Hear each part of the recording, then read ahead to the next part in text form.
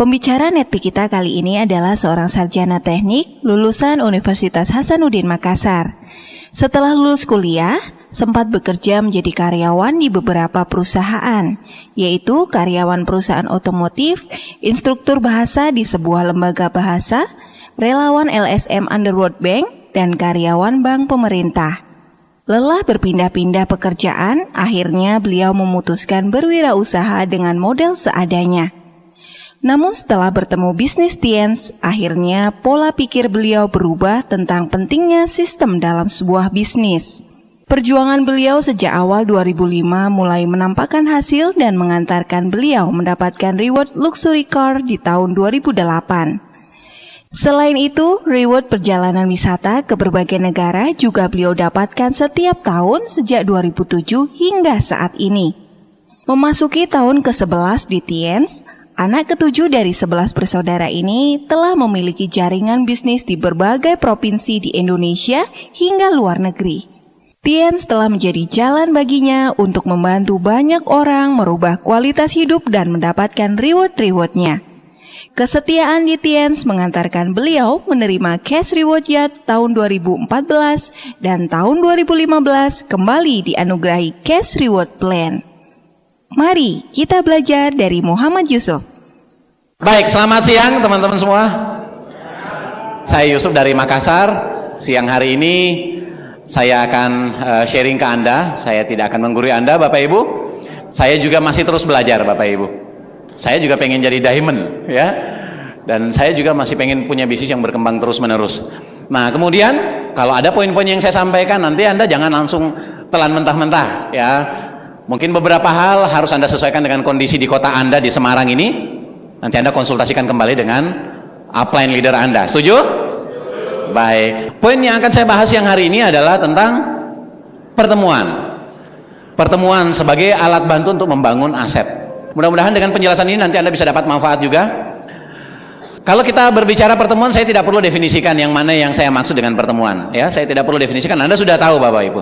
Nah, pertemuan di bisnis Tiansi ini, pertemuan di bisnis kita itu ada dua jenis. Pertemuan umum dan pertemuan bersyarat. Pertemuan umum ini pertemuan yang bisa diikuti oleh siapa saja, termasuk prospek, Bapak Ibu, open. Dan ada pertemuan yang sifatnya bersyarat, seperti siang hari ini. Core meeting ini kan bersyarat, Bapak Ibu. Ya, jangan sampai ada yang terlalu semangat ikut core meeting sampai prospek diajakin masuk ke sini. Kan kasihan prospeknya nggak nyambung, ini ngapain yang dibahas gitu kan, belum juga dipresentasi. Nah, jadi pertemuan seperti ini yang kategori bersyarat. Nah, semakin bersyarat berarti semakin eksklusif, semakin mantap, berarti semakin tinggi level belajarnya, Bapak Ibu. Yuk mari kita lihat mengapa pertemuan penting. Setuju nggak kalau saya katakan bahwa bisnis kita ini bisnis informasi? Setuju nggak? Ya. Nah, pada saat Anda diberi penjelasan bisnis ini atau Anda memberikan penjelasan bisnis ini ke orang lain, mungkin mereka belum yakin kalau baru Anda sendiri yang jelasin ke dia. Banyak hal, ya, bisa jadi karena Anda sendiri masih baru, belum juga menunjukkan prestasi, atau bisa jadi dia tidak melihat ini suatu hal yang benar-benar layak secara bisnis, soalnya Anda juga backgroundnya bukan pebisnis, atau mungkin dia butuh melihat dari figur lain yang menjalankan bisnis ini.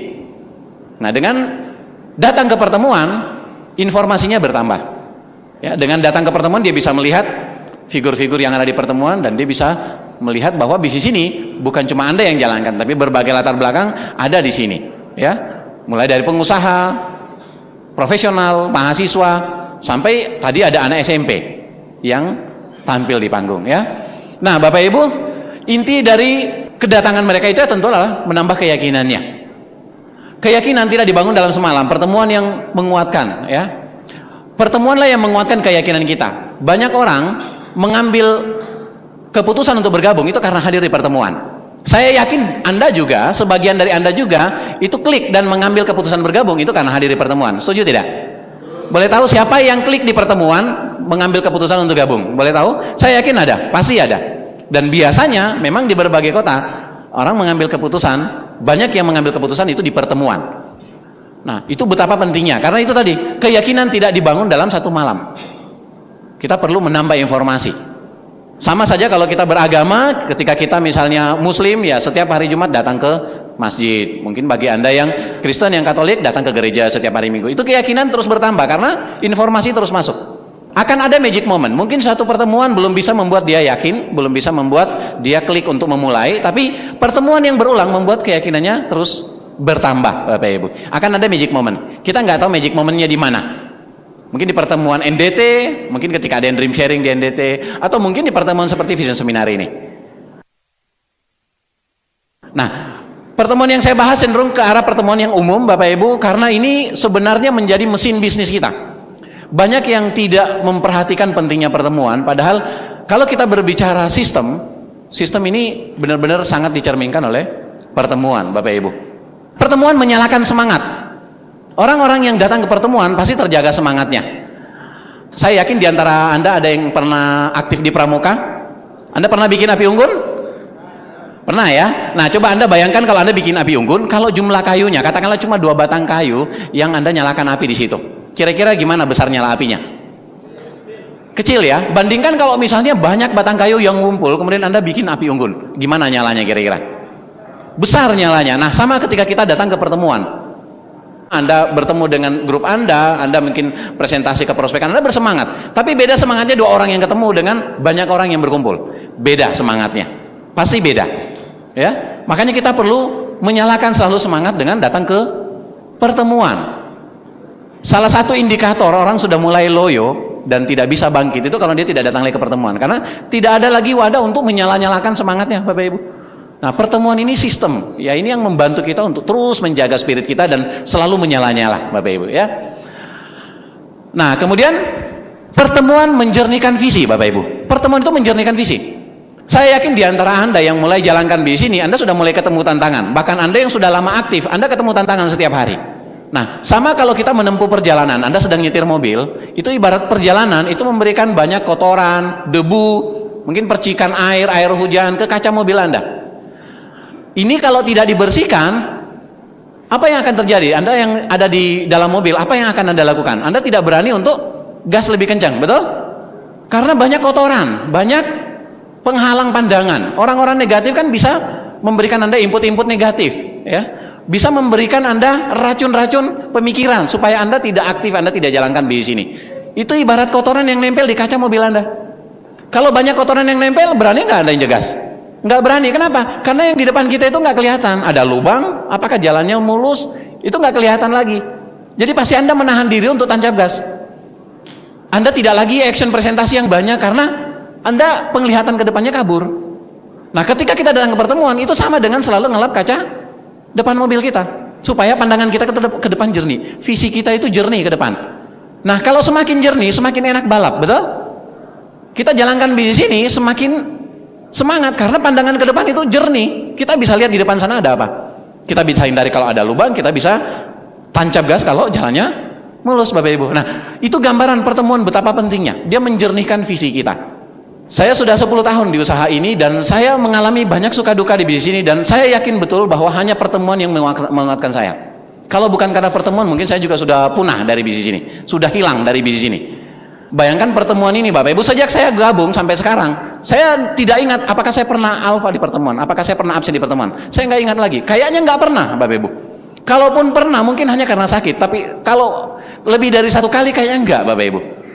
Nah, bayangkan, saya hadir terus ke pertemuan. Bahkan kalau dalam 1 minggu bisa 2-3 kali pertemuan yang sama saya hadiri. Pertemuan OP misalnya. Itu bisa dalam 1 minggu bisa 2 atau 3 kali saya hadiri. Kenapa? Karena di tempat yang berbeda.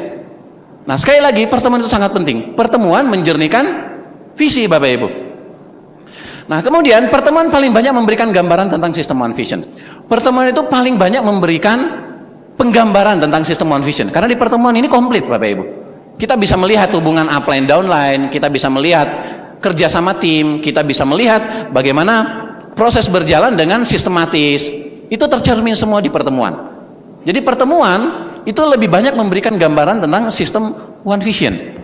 Nah, kalau kita menganggap bisnis yang kita bangun ini adalah aset jangka panjang, berarti kita betul-betul harus menempatkan pertemuan ini seperti mesin bisnisnya kita. Supaya suatu saat benar-benar bisnis kita bisa jalan sendiri, bisa berjalan autopilot tanpa Anda. Dan itu tidak akan terjadi hanya dengan berharap orang pada semangat datang ke pertemuan dan Anda tidak datang ke pertemuan. Gimana mungkin? Ya, bisnis kita kan bisnis duplikasi, peniruan. Andalah terlebih dahulu semangat menjaga konsistensi di pertemuan, kemudian grup Anda mengikuti. Semangat mempromosikan pertemuan. Dianya nggak datang, Bapak Ibu. Bisa jalan nggak kira-kira bisnis jangka panjang? Saya yakin nggak bisa. Bisnis ini bisnis duplikasi. Orang itu tidak mendengar apa yang kita omongkan, tapi dia mengikuti apa yang kita lakukan. Nah, ketika kita cuma berharap mereka datang ke pertemuan karena promosi kita, tapi kitanya nggak datang, percaya sama saya, itu tidak akan berlangsung lama. 1-2 kali mereka datang, setelah itu mereka tidak datang lagi. Kenapa? Ya Anda tidak memberikan contoh, Bapak Ibu. Nah, kira-kira kalau kejadiannya seperti itu, bisa nggak bisnis kita 5 tahun ke depan, 10 tahun yang akan datang itu autopilot? Bisa nggak jalan sendiri kira-kira bisnisnya? Nggak bisa. Lalu untuk apa kita ngomong tentang aset? Sedangkan mesin utama bisnisnya yang bisa membuatnya nanti running sendiri, autopilot, itu kita tidak kita kerjakan. Pertemuan paling banyak memberikan gambaran tentang sistem One Vision. Nah, kita bisa belajar banyak dari pertemuan. Kita belajar dengan pengulangan di pertemuan. Anda mungkin hari ini sudah punya prospek baru yang perlu Anda berikan penjelasan dengan lebih baik lagi, dan Anda belajar lagi di pertemuan bagaimana presentasi yang punya bobot yang baik untuk meyakinkan prospek. Kemudian mungkin Anda mau melatih grup baru Anda untuk presentasi. Ketika mereka datang terus ke pertemuan, mereka mendengar lagi presentasi lebih sering, ya. Materinya sama, tapi mungkin kan variasinya beda karena yang bawakan berbeda, backgroundnya beda, ya. Tentu dengan improvisasi yang beda, ya. Nah, itu kan memberikan tambahan inspirasi buat kita. Beda kalau yang presentasi backgroundnya dokter, ada lagi tambahan informasi yang kita dapatkan, ada lagi tambahan istilah yang membuat kita dapat pembelajaran. Nah, yang paling pokok adalah konsep pengulangannya. Nah, banyak yang datang ke pertemuan itu kan bosan gara-gara itu aja yang dibahas, betul tidak? Nah, menurut Anda, kira-kira kenapa bisnis ini bisa kita harapkan bergulir jangka panjang dan bisa menjadi bisnis yang autopilot? Itu karena konsepnya pengulangan aja. Karena dengan pengulangan orang semua bisa niru, Bapak Ibu. Anda bisa bayangkan kalau tiap OP materinya beda-beda. Repot nggak kira-kira Anda ajarin grup? Jadi setiap OP beda materinya, beda susunan pembahasannya, kemudian bentuk atau pola pelaksananya juga beda. Repot nggak ngajarin ke orang? Repot banget, Bapak Ibu. Nggak ada patternnya, nggak ada polanya. Nah, bisnis kita, bisnis sekali lagi ini bisnis duplikasi. Semakin sederhana, semakin bisa ditiru. Dan bisnis kita, kenapa bisa berkembang, bukan cuma di Indonesia, bahkan di luar negeri dengan sistem One Vision, karena memang polanya sederhana. Bahkan dengan tingkat pendidikan yang rendah, yang tidak ada pendidikannya pun bisa ngikutin, selama dia konsisten mau datang terus belajar dari pengulangan di pertemuan. Nah, bagaimana menjadi good team player di pertemuan? Ini juga satu hal yang sangat penting. Menjadi good team player, menjadi pemain tim yang baik. Prinsipnya adalah pertemuan ini adalah alat bantu, Bapak Ibu. Prinsip ini kita ketahui, kita jadi tahu bahwa pertemuan harusnya memudahkan kita, kan alat bantu toh? Harusnya memudahkan kita. Artinya jangan sampai pertemuan membuat orang malah jadi bete gitu. Orang malah jadi nggak mau datang ke pertemuan. Kira-kira pertemuan seperti apa yang bisa membuat orang tertarik mau datang? Karena itu bisa jadi alat bantu, baik buat diri sendiri maupun buat grup dan prospek. Nah, itu yang kita akan bahas, Bapak Ibu. Gimana menjadi good team player. Nah, kemudian pertemuan adalah showroom bisnis kita. Pertemuan ini showroom bisnis. Kalau dia merupakan showroom bisnis, gimana supaya tampilannya ini excellent di mata orang-orang yang datang, terutama orang-orang baru, terutama prospek. Kira-kira apa yang kita perlu lakukan supaya tampilan dari pertemuan ini excellent, keren, mantap di mata orang-orang baru, di mata prospek, supaya orang baru tetap mau konsisten datang lagi, supaya prospek tertarik untuk memulai bisnis ini. Nah, apa yang kita perlu lakukan? Itu menjadi good team player. Menjadi good team player, prinsipnya adalah sukses pertemuan adalah sukses kita bersama. Kalau kita berbicara team player, maka pemikiran kita adalah pertemuan ini bisa sukses kalau saya ikut partisipasi. Saya yang memastikannya juga ikut berpartisipasi supaya sukses. Anda tuan rumahnya, ambillah peran. Masalah dengan orang-orang yang tidak berkembang bisnisnya, dia tidak pernah lakukan yang ini, Bapak Ibu. Dia tidak pernah merasa sebagai tuan rumah di pertemuan, dan dia tidak ambil peran. Anda bisa bayangkan, kalau Anda sebagai tuan rumah, apa yang Anda lakukan? Anda hadir lebih awal, dan Anda memastikan semua beres sebelum acara dimulai.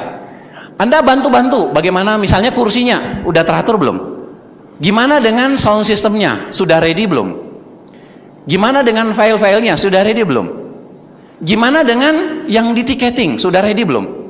Itu kalau Anda sebagai tuan rumah, Anda datang dan punya partisipasi aktif memastikan semua beres sebelum acara dimulai.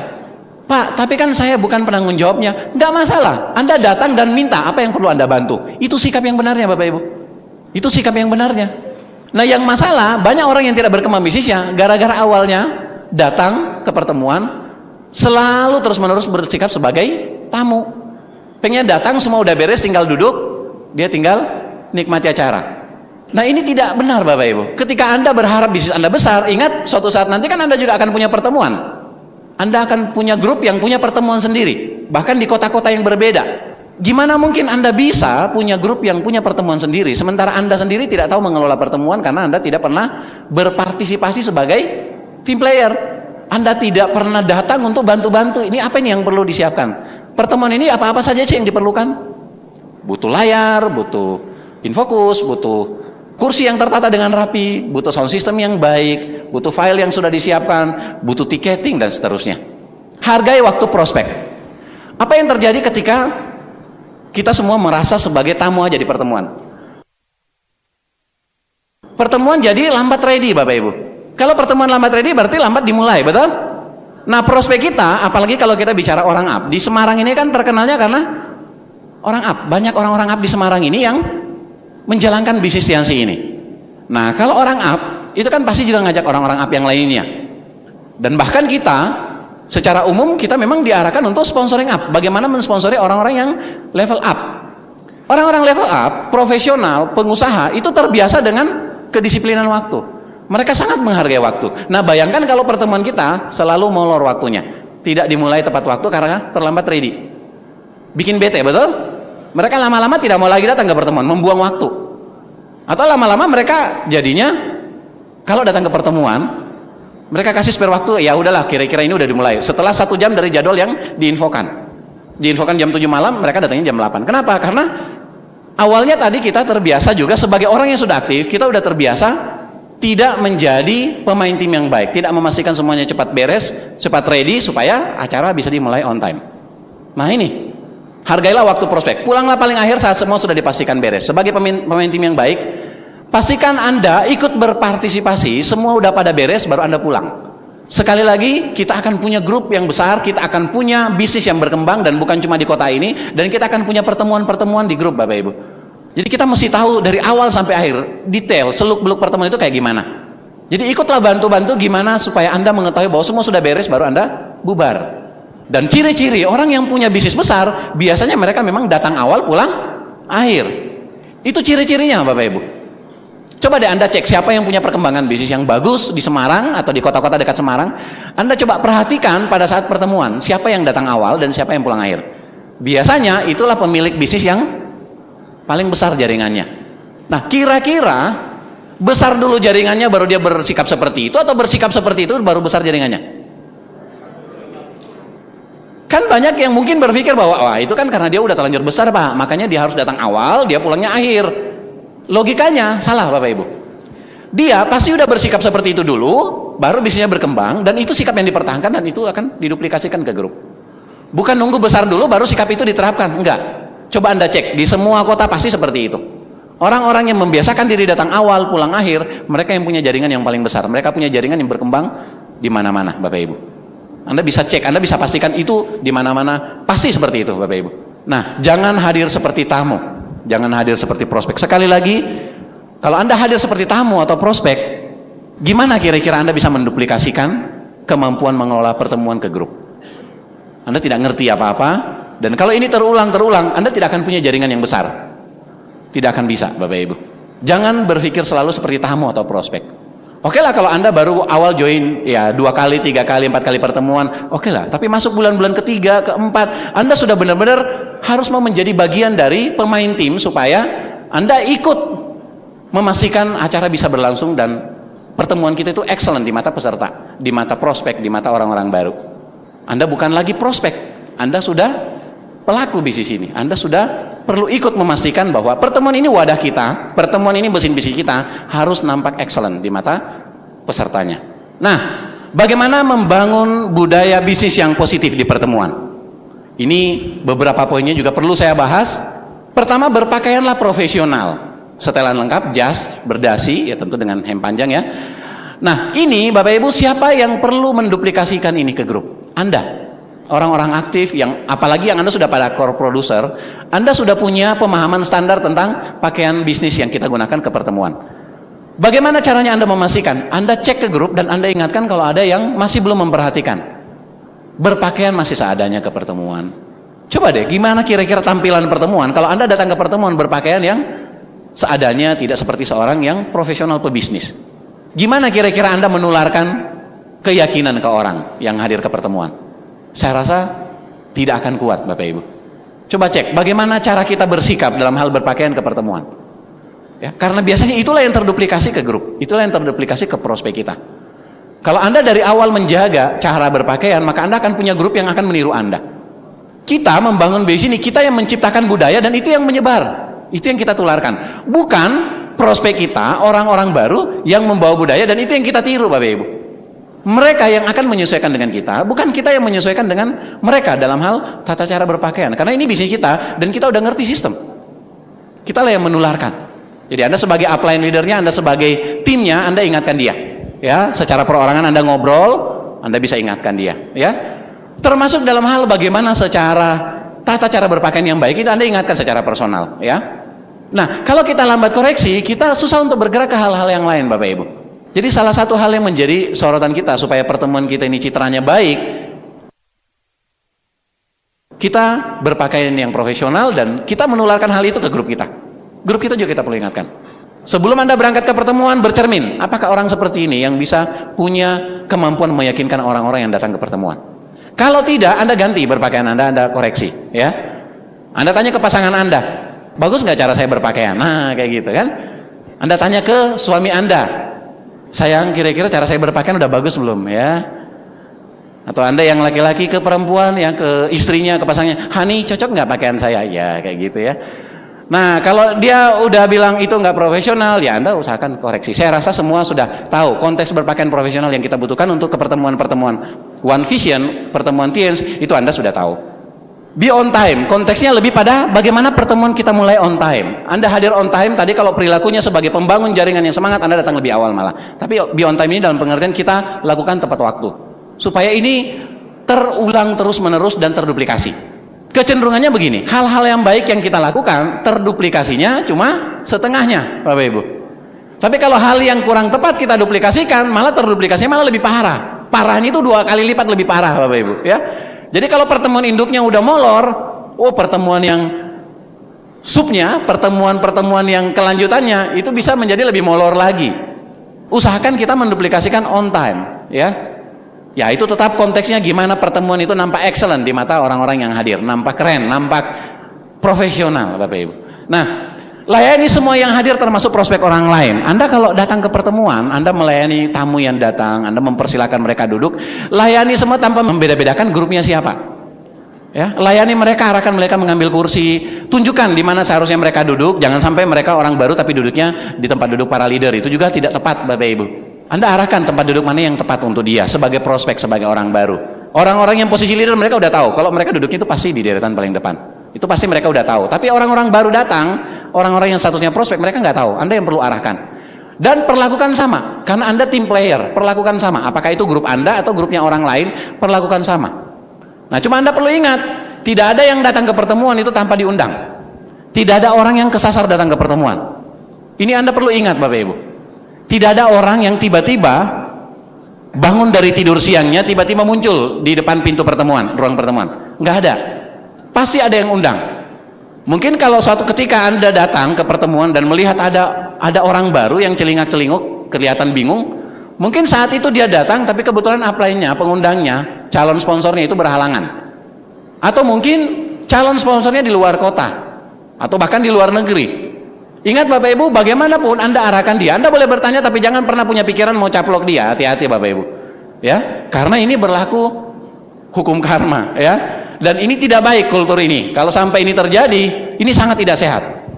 Ingat, tidak ada orang yang datang tanpa diundang, pasti ada pengundangnya. Anda boleh tanya, bahkan Anda bisa bantu gimana berkomunikasi dengan calon sponsornya kalau dia misalnya kebingungan. Tapi jangan pernah berpikir untuk ngambil dia, karena ini sangat tidak sehat, merusak hubungan Bapak Ibu, ya.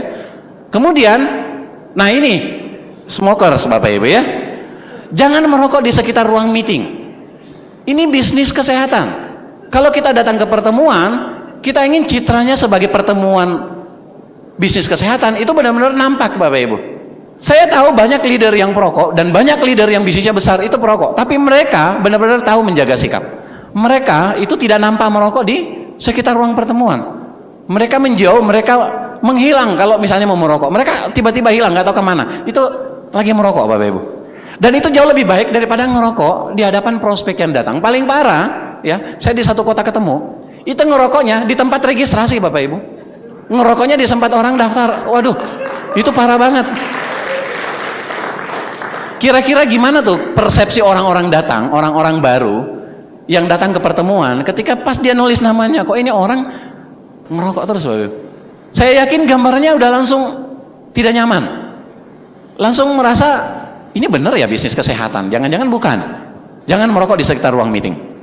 Kalau Anda benar-benar tidak bisa tahan, Anda menghilang dulu kemana gitu, Anda menjauh dulu dari ruang meeting. Kemudian leader di posisi paling depan dan paling antusias. Ini juga perlu kita bahas. Di beberapa kota ini ada yang tidak sehat. Leadernya itu malah duduk paling belakang, duduk di deretan paling belakang, dan bahkan ada yang berdiri di belakang padahal kursi masih ada yang kosong. Menurut saya ini tidak tepat. Ini tidak sehat. Kalau posisinya leader harus ngambil posisi duduknya paling depan. Jangan duduk di deretan paling belakang, apalagi berdiri padahal kursi masih ada yang kosong. Saya bisa maklumi kalau pesertanya membludak, pesertanya selalu ramai, kursi nggak cukup. Saya maklumi kalau ada leader yang berdiri. Itu pun saya berpikir mungkin leader-leader yang bintang 4, bintang 5, leader-leader menengah yang berdiri. Jangan peringkat-peringkat yang paling tinggi yang hadir yang berdiri. Kurang bagus edifikasinya. Tapi secara umum yang saya mau bilang adalah sebagai seorang leader duduknya depan. Jangan duduk di belakang, apalagi berdiri. Yang paling parah ada di satu kota yang unik juga Bapak Ibu. Itu kalau mau impact, dia nunggu dipanggil kayak petinju. Anda pernah dengar announcer manggil petinju?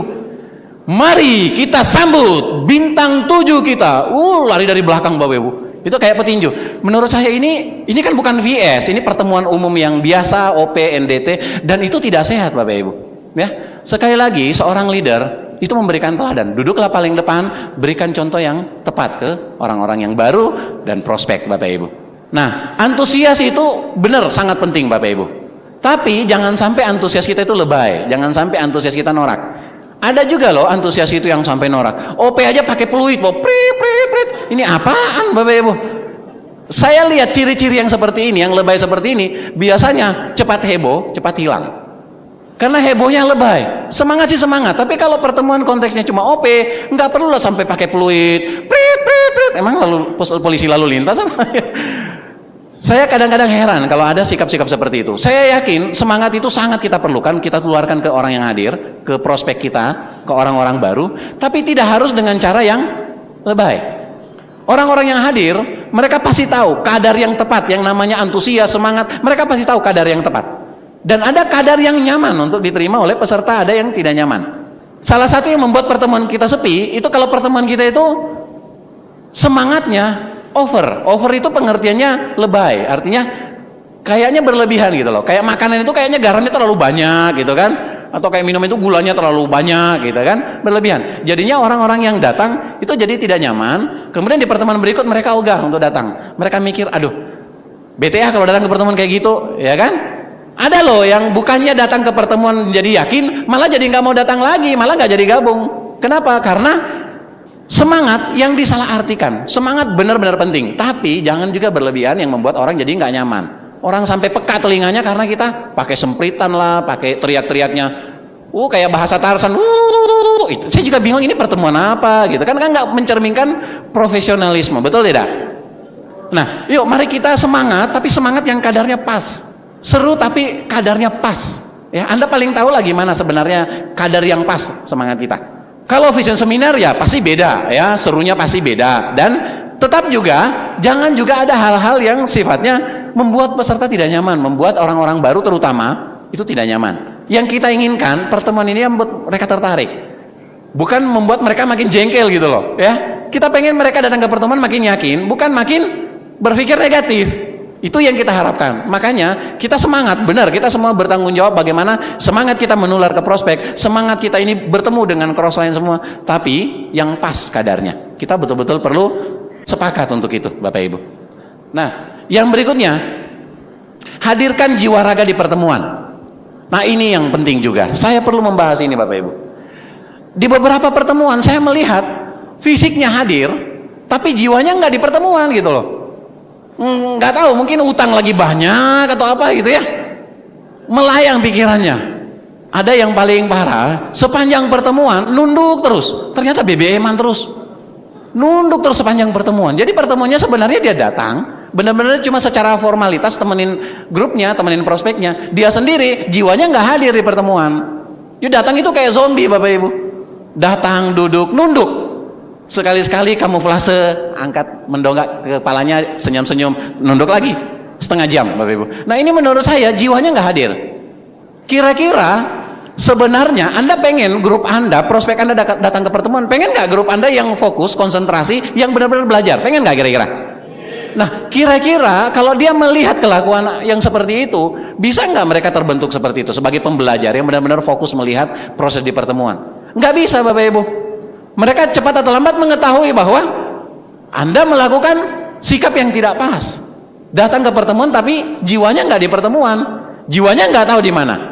Makanya kalau misalnya buat janji, jangan bentrok dengan jadwal pertemuan, karena pasti Anda sepanjang pertemuan bagaimana mengklarifikasi janji yang pernah Anda bikin ke orang lain di waktu yang sama dengan pertemuan. Ya, pertemuan ini sudah agenda khusus yang nggak boleh diganggu, Bapak Ibu. Ini sudah agenda khusus yang tidak boleh diganggu. Nah, itu perlu sekali kita tanamkan. Hadirlah jiwa raga di pertemuan. Jangan cuma hadir raganya, jiwanya enggak, ya. Nah, yang berikutnya, bagaimana impact di pertemuan? Nah, ini juga ada beberapa poin yang saya ingin bahas. Bagaimana impact di pertemuan? Yang pertama, naiklah impact. Ini memang menantang buat orang-orang yang koleris, Bapak Ibu. Karena biasanya kalau masih peringkat-peringkat awal, dia nggak mau naik. Gengsi. Aduh Pak, masih malu Pak, masih peringkat bintang 4 juga, biar aja lah, nantilah kalau peringkat bintang 7. Belum nyampe bintang 7 udah hilang dari peredaran, betul? Betul tidak? Nantilah Pak, kalau udah peringkat bintang 6 saya pasti naik Pak. Tapi jangan sekarang, masih bintang 4, masih malu Pak. Jangan harap bisa bintang 7 kalau seperti itu. Mungkin bintang 5 aja udah nggak nyampe Bapak Ibu ya. Nah, naiklah impact. Saya juga mengalami dulu Bapak Ibu, berat sekali rasanya naik impact sebagai bintang 4, sebagai bintang 5 ya. Berat. Kenapa?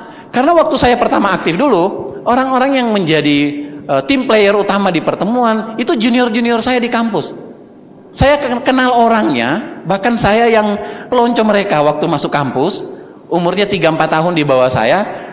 Nah, kebetulan itu lebih dari 1 orang, ada beberapa orang. Sehingga rasanya kalau ketika saya memulai dan saya naik sebagai bintang 4, bintang 5, aduh rasanya, aduh gengsi gitu ya.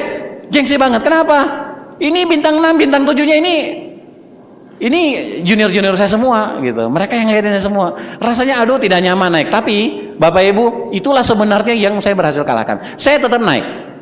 Paling tidak nyaman kalau naik bintang 4, cuma melintas di panggung, melambaikan tangan. Paling tidak enak. Anda bisa bayangkan dalam posisi itu, aduh menyiksa banget kalau orang-orang yang punya ego tinggi seperti saya. Konteksnya juga agak berbeda karena memang yang duduk di deretan depan ini junior-junior saya semua. Dulu mereka saya ceramain tiap hari, Bapak Ibu. Nah, giliran sekarang saya yang harus melintas dengan melambai-lambaikan tangan. Beratnya minta ampun, berat sekali. Berat sekali Bapak Ibu, tapi saya lewatin itu. Pertempuran yang utama di bisnis ini bukan dengan orang lain. Pertempuran kita dengan diri kita sendiri, Bapak Ibu. Itu pasti. Itu pasti. Pertempuran yang utama dengan diri sendiri. Saya mengalahkan itu Bapak Ibu. Benar, sampai saya melintas di panggung itu keringat dingin, tapi itu janji buat saya. Saya nggak mau berlama-lama kayak gini terus. Itu janji buat saya. Nah, banyak orang tidak melawan dirinya sendiri, tidak mencoba untuk mengatasi kendala itu. Dia nggak mau naik. Pak, saya masih bintang 3 Pak, nggak usah dulu lah. Saya masih bintang 4. Nah, justru itu Bapak Ibu. Bisnis ini, kalau Anda tidak besar hati sebagai pemula, Anda tidak akan pernah bisa besar. Betul?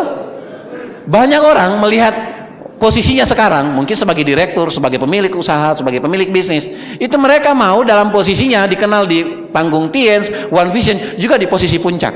Padahal nggak bisa begitu. Kalau Anda nggak terima diri Anda memulai dari posisi awal, Anda jangan berharap ada di posisi puncak.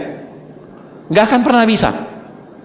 Anda terima dulu posisi Anda sebagai posisi awal, sebagai pemula, bintang 3, ya, kalau Impact PBO core producer dulu, kemudian Royal. Kalau Anda nggak terima posisi-posisi awal, Anda jangan berharap ada di posisi atas. Karena ini bisnis, berbeda dengan yang kita jalankan sekarang, dan memang strukturnya memang dimulai dengan seperti itu. Nggak ada yang kita duplikasikan kalau kita tidak mau memulai dari posisi-posisi awal. Hal-hal yang sederhana, Bapak Ibu. Nah, semoga kita bisa besar hati. Impact lah. Impact sesuai peringkat Anda. Ya, ini jebakan yang biasanya membuat orang ingin impact dengan tidak sesuai dengan peringkatnya, mau menimbulkan kesan ke prospek, tapi tidak sadar merusak komunitas secara umum. Belum bintang 7 udah naik bintang 7, belum bintang 6 udah naik bintang 6. Kan nggak apa-apa toh Pak, saya kan cuma sesekali datang ke Semarang, nggak ada yang tahu juga. Ya bukan seperti itu, integritas Bapak Ibu. Kalau Anda masih bintang 6, impact lah bintang 6. Meskipun di kota itu nggak ada yang kenal Anda. Mungkin Anda datang baru kali ini mau coba bangun grup di kota Semarang. Ya tetap aja, impact sesuai peringkat. Impact lah sesuai peringkat. Nah kemudian jangan berbohong untuk menimbulkan kesan menarik. Peringkat yang lebih dahulu impact, ini harus tahu diri Bapak Ibu. Ya, kalau kita masih peringkat bintang 4, bintang 5, paling kan nama, latar belakang. Itu tok. Ya. Iya Pak, tapi kan kita juga pengen belajar ngomong di panggung. Ya kalau mau belajar ngomong di panggung, naik peringkat lebih cepat, biar lebih lama pegang mic-nya. Ya. Ada juga yang bilang, Pak saya mau nama latar belakang, tapi tadi upline saya bilang, kamu ngomong ya, panjang-panjangin dikit gitu. Nah ini kesalahan duplikasi. Kalau peringkat-peringkat masih awal, ya ngomongnya memang cuma itu, Bapak Ibu di panggung, nama latar belakang gitu. Anda pengen pegang mic lebih lama, ya naik peringkat lah, berjuanglah supaya naik peringkat. Nah memang kalau peringkatnya lebih tinggi, lebih lama pegang mic-nya, ya toh? Nah, jadi pembicara aja sekalian kalau peringkatnya tinggi kan? Gitu, lebih dihargai ya. Nah, promosikan pertemuan terdekat. Yang impact terlebih dahulu, ya paling nama, latar belakang, dan promosikan pertemuan terdekat. Sampai jumpa di NDT berikutnya, sampai jumpa di OP berikutnya, sampai jumpa di visum, paling seperti itu Bapak Ibu. Nah, nanti Anda promosikan juga peringkat tinggi yang hadir. Kalau leadernya leader menengah, bintang 6, bintang 7, kemudian ada misalnya bintang 8 yang hadir. Nah, leader yang menengah itu promosikan peringkat tertinggi yang hadir. Kalau yang hadir bintang 8, berarti bintang 6. Ya, Anda promosikan bahwa nanti di akhir acara akan ada seorang leader yang luar biasa, beliau seorang bintang 8. Nah, ini Anda bisa edifikasi seperti itu. Ya, tapi konteksnya juga tidak boleh panjang Bapak Ibu. Kenapa? Yang kita berikan kesempatan bicara lebih lama, itu 2 peringkat tertinggi yang impact paling akhir. Itu konsensusnya, itu persepakatannya, itu arahannya sistem. Yang repot, 2 peringkat tertinggi yang hadir, itu malah bicaranya pendek-pendek, yang peringkat-peringkat awal yang bicaranya panjang. Repot banget Bapak Ibu. Kita jadi bingung, ini sebenarnya yang utama pembicara terakhir atau ini yang peringkat-peringkat menengah. Karena kadang-kadang kalau kita tidak kontrol, bablas. Bintang 6 bicaranya 10 menit. Bintang 7 6 menit, bintang 8-nya tinggal 5 menit. Ini proses edifikasinya tidak berjalan, ya. Siapa yang paling bertanggung jawab supaya ini bisa tertata dengan baik? Ya upline leadernya. Beritahukan. Betul kalau Anda mengharapkan beliau berlatih berbicara di panggung, betul, tapi porsinya nggak pas. Pokoknya impactnya standar dulu, nama, latar belakang, dan paling edifikasi peringkat tinggi yang paling akhir atau pertemuan terdekat. Nah kalau peringkat yang tertinggi yang hadir ada 2 orang peringkat tertinggi hadir, itulah yang diberikan waktu lebih lama. Ya, contohnya yang hadir bintang 7, bintang 8. Bintang 7-nya ya mungkin bicara 2 menit. Bintang 8-nya bicara 10 menit misalnya. Ya, karena dia yang closing, dia yang paling akhir. Nah, seperti itu Bapak Ibu. Jangan terbalik. Yang paling bete kalau lagi grand OP ada pembicara tamu. Oh, itu kan biasanya ada juga tuh yang pengen tampil di hadapan pembicara tamu, malah dia ngomongnya lebih lama dan kita bingung kapan nih pembicara tamunya. Pembicara tamunya malah waktu yang dikasih malah berkurang banyak Bapak Ibu. Ini gara-gara ada yang mau tampil gitu kan. Nah ini nggak sehat Bapak Ibu. Tolong kalau kita setelah pertemuan, ini salah satu poin yang kita bicarakan. Karena jangan sampai ini berlangsung berulang. Mungkin kita bisa maklum karena udah aktif, udah leader. Tapi gimana dengan grupnya orang lain jadi bete. Grupnya siapa sih itu kok nggak diajarin gitu kan. Nah asik nggak kira-kira kalau ternyata grup Anda yang disindir kayak gitu? Nggak asik Bapak Ibu ya. Nah tugas siapa? Tugas upline leader untuk ngingatin mereka. Nah kemudian performa Anda berpengaruh ke semua peserta. Jadi selain tadi cara berpakaian, performa Anda dalam pengertian ketika Anda tampil di panggung itu berpengaruh ke semua orang yang hadir, bukan cuma buat grup Anda loh. Ya, berbicara dengan baik, berbicara dengan santun, berbicara dengan bahasa yang pas. Kadang-kadang impact dengan tata cara yang unik ya. Menurut saya nggak perlu, Bapak Ibu. Anda sampaikan apa adanya dengan standar. Jangan lagi diplesetin. Maksudnya mungkin bagus biar wah, seru gitu, rame. Tapi kan orang juga jadi mikir kalau semua orang kayak gini kelakuannya yang di panggung, berarti ini pertemuan nggak bener dong. Betul tidak? Nah, jadi yuk sampaikan apa adanya. Mahasiswa ya mahasiswa. Mahasiswa yang kebetulan pengusaha atau pengusaha yang kebetulan mahasiswa, misalnya seperti itu ya. Nah, itu lebih pas ketimbang Anda sebutkan profesi yang padahal itu bukan profesi Anda. Jadi performa Anda berpengaruh ke semua peserta. Anda yang impact, misalnya Anda kan suatu saat akan jadi leader, impact paling akhir semua sebagai peringkat tertinggi yang hadir di pertemuan. Siapkan kalimat-kalimat Anda, poin-poin yang Anda sampaikan pada saat Anda mau impact. Jangan tiba masa tiba akal. Kenapa? Karena performa Anda itu ditunggu-tunggu oleh orang-orang yang bawa prospek. Jangan sampai Anda ngomong tidak punya poin, tidak jelas, ngalor ngidul. Prospek jadi bingung, tadinya positif mulai ragu-ragu, nggak mau join jadinya. Tadinya prospek semangat, Anda tampil, kayak gini, ngomong apa sih di atas? Nah, Bapak Ibu, kalau Anda benar punya sikap tim player yang baik, Anda siapkan diri sebelum Anda tampil di panggung. Anda siapkan poin-poin apa yang Anda akan bahas. Dan belajarlah terus tentang public speaking. Setiap dari kita punya kesempatan belajar public speaking. Itulah uniknya di sini. Kita belajar dari presentasi one-to-one presentation, belajar dari home meeting yang mungkin yang pesertanya udah 3 orang, 5 orang, 10 orang. Kita bawakan grand home meeting yang mungkin misalnya udah 20 orang, 30 orang. Belajar public speaking di situ. Kita belajar menata kalimat kita supaya lebih baik lagi. Nah, jadi nanti pada saat kita tampil impact, kita udah bisa tampil dengan lebih baik, Bapak Ibu. Ya, ini memang pasti butuh proses belajar. Tapi yang poinnya adalah siapkan diri Anda. Ingat, orang menaruh harapan pada Anda. Bukan cuma grup Anda yang menanti Anda impact sebagai leader bintang 7, leader bintang 8. Bukan cuma grup Anda, grup orang lain juga, prospek orang lain juga yang sama-sama hadir di pertemuan. Performa Anda berpengaruh juga ke mereka. Jangan sampai gara-gara tampilan Anda, mereka jadi bete, mereka jadi kesel, mereka jadi malah susah untuk meyakinkan prospek. Nah, ini loh Bapak Ibu, orang menitip harapan kepada kita. Jadi kalau mau impact, siapkan kalimatnya. Makanya berjenjang belajar kita. Di One Vision ini berjenjang. Impact bintang 4, bintang 5, impactnya bintang 6, bintang 7, impactnya bintang 8, peringkat Lion above. Itu berjenjang. Semakin tinggi peringkatnya biasanya makin panjang kesempatan bicaranya. Nah, itu memberikan kita kesempatan untuk belajar menata kalimat kita. Bagaimana caranya supaya impact kita itu terstruktur, punya poin-poin yang jelas ya. Dan bisa membuat pertemuan ini secara keseluruhan excellent. Yang berikutnya, testimoni. Nah, ini juga satu poin yang perlu kita bahas. Testimoni ini pada pokoknya ada 2 hal yang saya ingin sampaikan. Pertama, testimoni ini adalah sarana belajar. Biasanya semakin natural yang tampil testimoni semakin asik, betul tidak? Testimoni biasanya sudah kurang mantap kalau yang datang ke pertemuan dan tampil pemberi testimoni itu udah berjas dan berdasi lengkap gitu kan, udah kurang seru lagi. Tapi kalau yang natural apa adanya, benar-benar masih kucel gitu kan, ya apa adanya gitu kan, tampil ke panggung memberikan testimoni itu biasanya daya pikatnya lebih kencang, betul tidak? Nah, cuma Bapak Ibu harus by design. Nah, ini kegagalan yang lazim kita temukan. Kadang OP udah berjalan, sudah waktunya memberi testimoni, kita nengok kiri kanan, siapa yang memberikan testimoni? Gak ada. Kenapa? Karena nggak disiapin.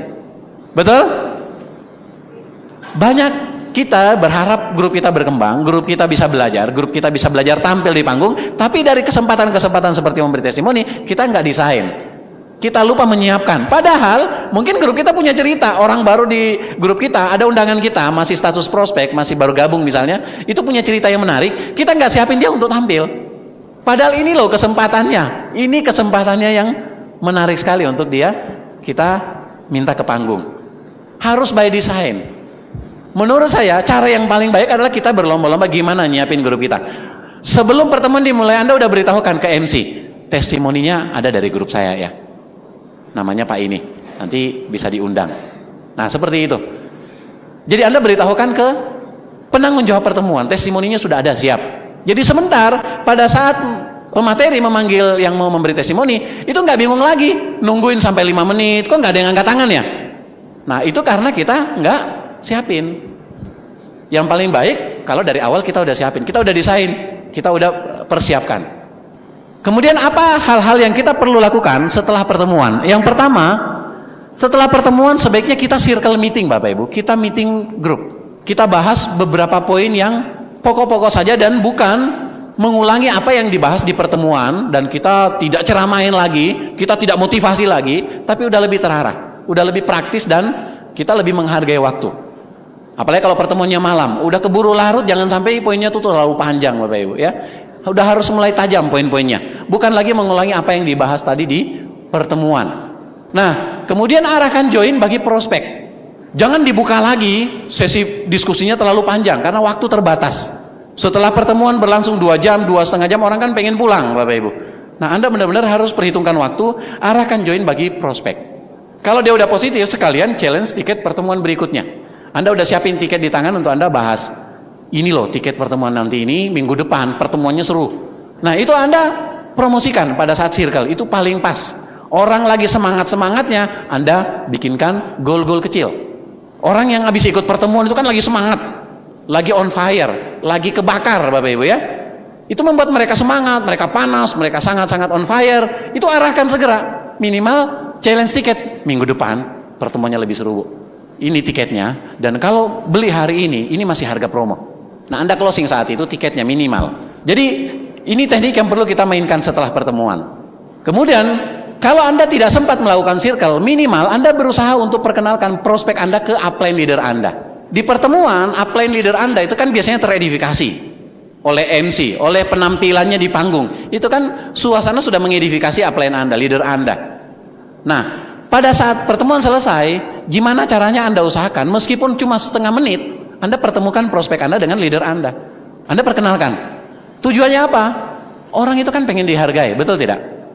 Prospek yang datang itu kalau Anda perkenalkan dengan upline Anda yang teredifikasi di pertemuan, itu kan perasaannya berbunga-bunga, perasaannya kan happy, senang sekali, merasa terhormat sekali.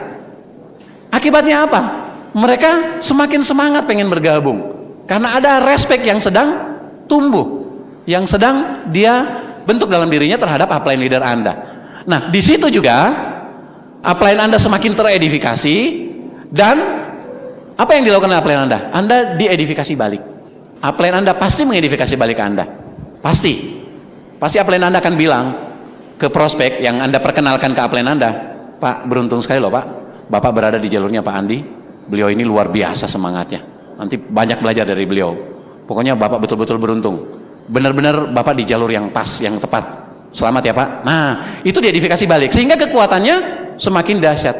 Jadi Anda mengedifikasi upline Anda lebih kuat, Anda diedifikasi balik. Prospeknya juga merasa lebih dihargai, lebih terhormat. Semua merasa menang Bapak Ibu. Semua merasa happy. Ini suasana tim yang perlu sekali terjadi setelah pertemuan. Nah, bagi para leaders, orang-orang yang menjadi penanggung jawab pertemuan, ini loh yang kita perlu bahas. Evaluasi pertemuan.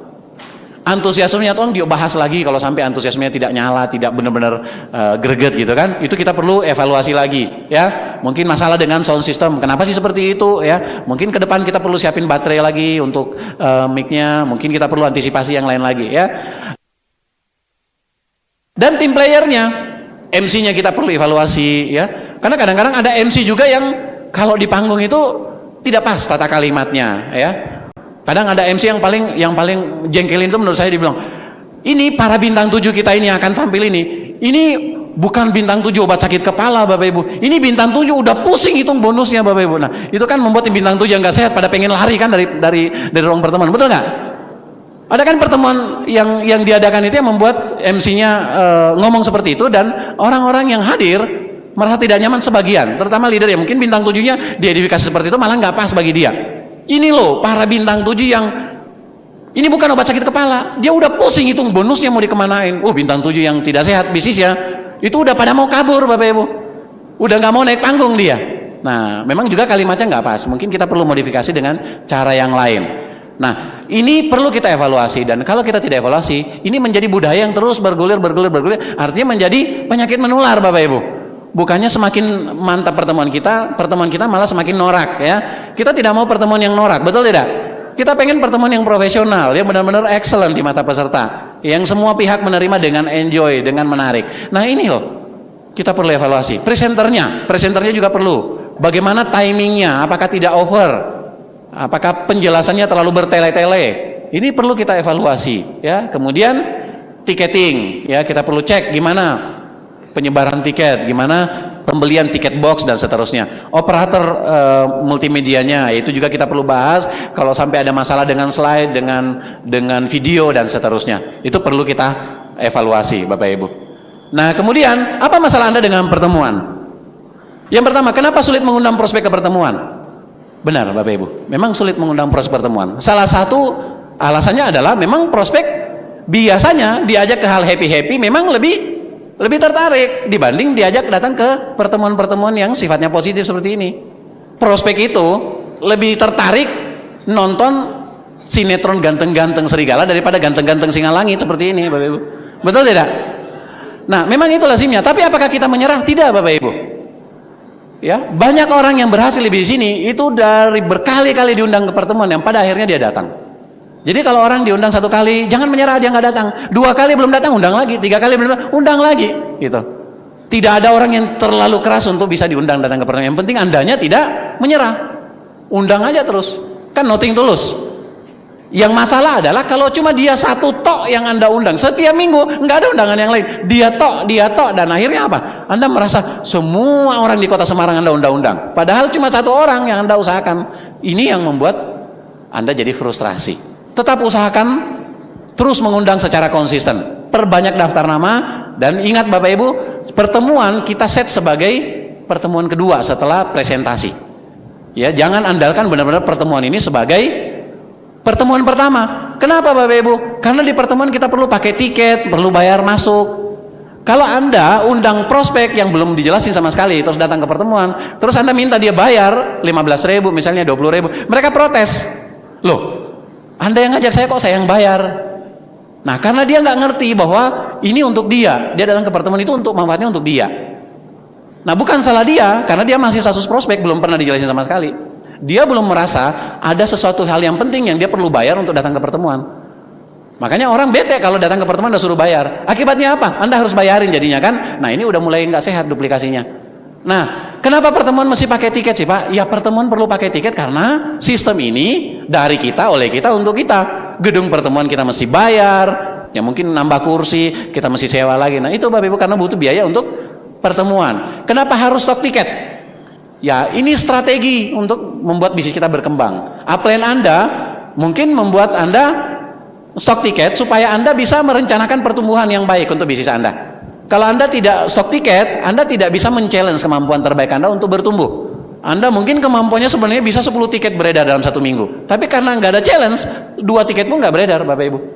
Nah, itulah kenapa kita perlu stok tiket. Ini sebenarnya lebih pada perencanaan perkembangan bisnis Anda. Anda di-challenge untuk membantu kemampuan terbaik Anda keluar. Gimana supaya Anda promosikan tiket. Anda mungkin belum tahu siapa yang akan beli tiket. Tapi kan yang paling penting adalah Anda men-challenge diri Anda untuk betul-betul bisa memaksimalkan waktu untuk mengundang. Supaya tiket ini benar-benar beredar. Ya, sama kalau menjelang Lebaran, menjelang Idul Fitri misalnya, itu kan para pedagang ngestok mentega, terigu, gula pasir, sirup, segala macam di stok. Bawang putih, bawang merah. Mereka belum tahu siapa yang akan beli. Tapi dengan cara ngestok seperti itu, mereka jadinya tertantang untuk buka lebih pagi, ya. Kemudian betul-betul bisa membuka tokonya ini lebih semangat lagi karena ada yang menjadi pertaruhannya, Bapak Ibu. Dan disiplinlah tiket. Banyak juga ya kita bikin pertemuan-pertemuan yang tiketnya bisa kita order duluan belum dibayar. Tapi masalahnya adalah ada juga yang team player yang tidak baik, Bapak Ibu. Tidak menjadi good team player, tapi jadi bad team player. Tiketnya ini nunggak ke penanggung jawab pertemuan.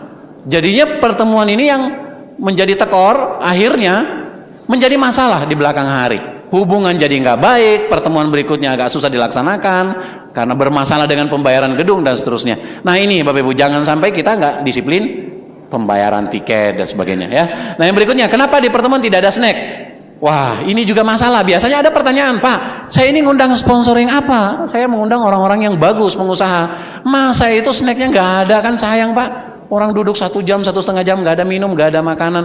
Nah, Bapak Ibu, pertemuan kita di semua pertemuan One Vision itu tidak ada snack, tidak ada minum. Memang settingannya pertemuannya tidak terlalu lama, dan kalaupun Anda merasa bahwa Anda perlu menyiapkan itu untuk undangan Anda siapkan sendiri. Jangan berharap pertemuan untuk mengcover itu.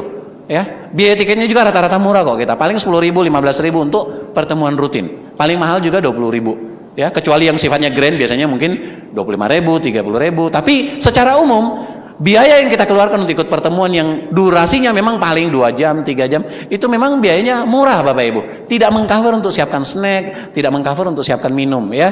Nah, bukannya Anda malah manas-manasin. Ini nih Pak yang membuat pertemuan kita tidak maju karena nggak ada minumnya, nggak ada ininya. Nah ini ciri-cirinya tidak bakal jadi leader. Bukannya membuat undangannya maklum, dia malah yang gelisah. Lebih parah Bapak Ibu. Sebenarnya yang lebih parah kegelisahannya dianya, bukan undangannya, bukan prospeknya. Prospeknya mungkin ya santai-santai aja tuh, ya kan?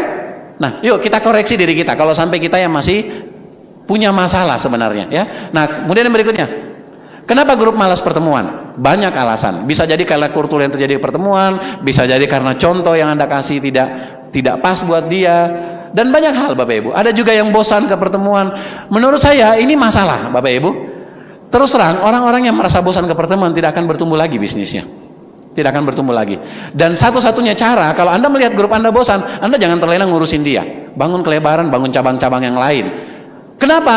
Karena kalau sampai grup Anda tidak berkembang gara-gara dia tidak aktif ke pertemuan, dia akan pasti bilang, oh dia bergantung ke saya Bapak Ibu. Jadi Anda bangun cabang-cabang Anda yang lain. Anda punya banyak alternatif, Anda tidak pernah bete. Satu orang nggak datang ke pertemuan, nggak apa-apa. Saya punya kaki lain yang aktif ke pertemuan. Ya cuma seperti itu caranya. Karena tidak ada orang yang bisa dipaksa di bisnis ini, nggak ada. Nggak akan bisa kita paksa orang untuk datang ke pertemuan. Nah, apakah Anda tetap ke pertemuan jika grup atau prospek Anda tidak datang? Nah, ini biasanya Bapak Ibu, catatan pentingnya. Ada tuh, grupnya pengen besar, tapi dia ngintip-ngintip dulu. Ada nggak grup saya di dalam? Kalau nggak ada, saya nggak jadi masuk. Atau dia sebelum ke pertemuan, dia cek semua prospeknya, jadi datang nggak? Kalau nggak datang, dia nggak datang Bapak Ibu. Nah, ini sikap yang benar-benar fatal Bapak Ibu, sikap yang benar-benar salah total. Nah, kalau Anda mau bertahan dan berkembang di bisnis ini Bapak Ibu, apapun kondisinya tetap datang ke pertemuan. Kalau kita nggak bisa nyelamatin grup kita, minimal kita nyelamatin diri kita. Saya tetap ngotot ke pertemuan, apapun kondisinya saya tetap ke pertemuan. Dan itu yang membuat kita bisa pulih dan akhirnya bisa bangkit kembali Bapak Ibu. Kalau Anda tidak bisa selamatin grup Anda, selamatin diri Anda. Itu yang paling penting, karena selama Anda selamat, Anda bisa bangun grup-grup yang baru. Anda bisa bangun, ya. Kenapa grup hanya tertarik ke pertemuan besar? Nah ini, biasanya grup kita itu baru semangat beli tiket kalau Grand OP Pak, kalau Grand NDT Pak, kalau ada pembicara tamu Pak. Nah Bapak Ibu, justru yang paling utama semua yang reguler. Kalau menurut saya, kalau ada pertemuan besar, Grand OP dan sejenisnya, itu bonus buat Anda. Ibarat kalau mesin itu turbonya kan, tapi yang reguler ini loh yang paling penting. Kalau pertemuan regulernya Anda tidak manfaatin dengan baik, sekali lagi pertanyaannya, kapan bisnis Anda bisa berjalan autopilot? Kapan bisa running sendiri bisnis Anda? Nggak akan bisa Bapak Ibu. Pertemuan reguler yang rutin inilah yang perlu kita benar-benar ramaikan. Nah itu. Kemudian catatan penting pertemuan yang pesertanya homogen akan membosankan. Pertemuan yang heterogen akan lebih menarik. Pasti kalau pertemuan yang isinya mahasiswa semua bete kan? Kalau pertemuan yang pengusaha semua, ya bete juga. Nah, biasanya yang menarik adalah yang heterogen. Wah, ini kan seru. Bintang 7, ada pengusaha, ada petani, ada tukang siomay, dan seterusnya. Nah, itu baru seru Bapak Ibu. Karena satu panggung ini backgroundnya beda-beda. Nah, yang heterogen itu yang menarik. Nah, kemudian, konsultasikan ke upline leader Anda bila tertarik hadir ke pertemuan motivasi di luar pertemuan OV. Agar terhindar dari jebakan dan salah fokus. Saya punya pengalaman, grup saya itu diundang sama MLM lain ke pertemuan lain. Dia sempat nanya ke saya, nggak usah ke sana, nggak ada pentingnya juga, kan cuma mau lihat-lihat Pak. Dia datang ke pertemuan itu dan sejak saat itu dia tewas di bisnis ini Bapak Ibu, nggak ada lagi. Dan pertemuan bisnis itu bisnis yang tidak berlangsung lama Bapak Ibu. Pertemuan bisnis money game, saya udah larang dia datang, tapi dia tetap ngotot datang. Walhasil bisnisnya di sini hilang Bapak Ibu. Ya, di sana juga nggak jalan karena bisnis money game. Umurnya paling berapa lama kalau money game ya? Nah, jadi konsultasikan dan jangan sampai salah fokus. Dan banyak memang yang memang bisa menambah wawasan kita, tapi kalau kita kekuatan pemahaman kita tentang sistem belum kuat, itu bisa menyeret kita. Fokusnya kita itu salah Bapak Ibu, sehingga bisnis kita malah nggak berkembang.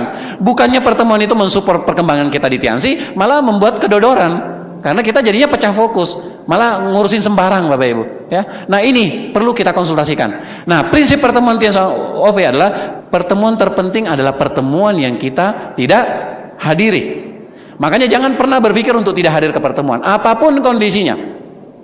Bangunlah budaya bahwa pertemuan itu di atas jadwal apapun. Anda punya acara keluarga, kawinan misalnya, ya pengantinan, Anda ke pengantin itu nggak usah untuk makan. Anda bawa amplop, habis itu Anda pergi ke pertemuan. Anda hadir ke kawinan, tapi hadir juga ke pertemuan One Vision. Anda jangan malah ke perkawinan, ke acara nikahan, Anda diam di sana makan-makan sampai kenyang, sampai lupa pertemuannya malah nggak dihadiri. Nah itu kan sayang. Anda tidak bangun kultur bahwa pertemuan itu penting. Bangunlah budaya bahwa pertemuan itu penting. Saya belajar dari upline saya, Pak Risi Kanata, itu kan ibunya Padang, ya. Beliau cerita kalau orang Padang itu acara arisannya banyak banget ya, kumpul-kumpulnya banyak banget. Dan beliau membentuk budaya, setiap hari Minggu siang harus ke pertemuan. Jadi bukannya kita yang dibentuk oleh lingkungan, tapi kita yang membentuk lingkungan. Itu juga saya pakai Bapak Ibu. Karena saya jadinya sekarang ada 3 orang, saya bersaudara yang aktif di bisnis ini.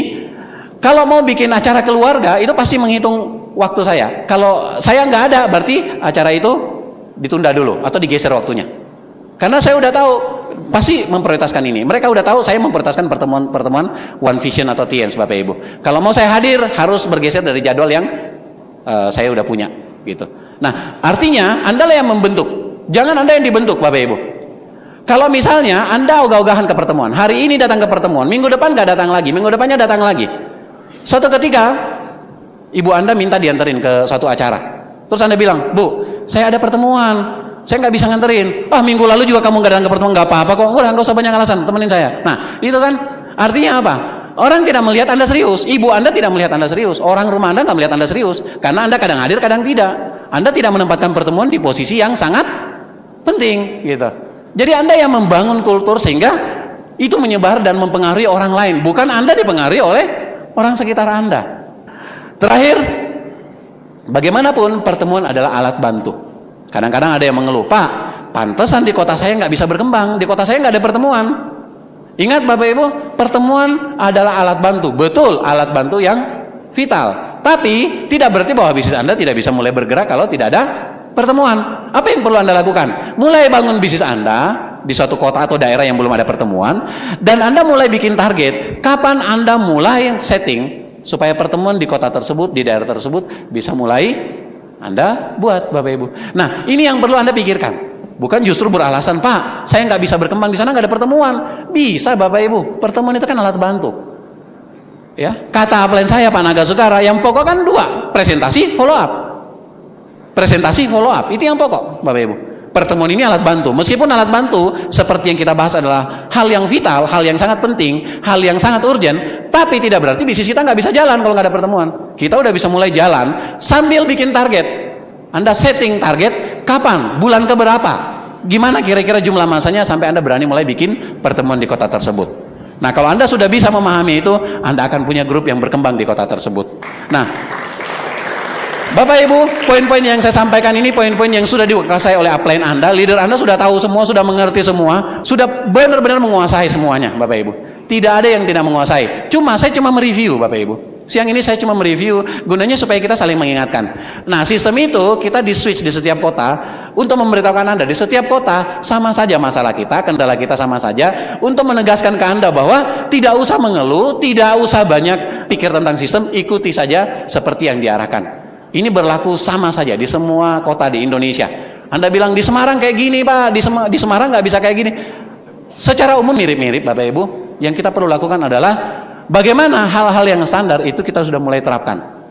Hal-hal yang kita bahas ini adalah hal-hal yang standar, ya, normatif, dan semua hal-hal yang kira-kira perlu Anda sesuaikan dengan keadaan Anda sekarang di bisnis ini. Anda konsultasikan kembali. Jangan konsultasi dari materi yang saya bawakan di atas panggung ini. Dan dengan pembicaraan pertemuan ini saya harapkan kita ada perbaikan Bapak Ibu. Ke depan kita bisa punya grup yang makin besar. Pertemuan akan menggelinding lebih besar lagi, menjadi bola salju yang makin heboh nantinya, dan Semarang ini bisa menjadi kota dengan pertumbuhan bisnis tercepat di Indonesia.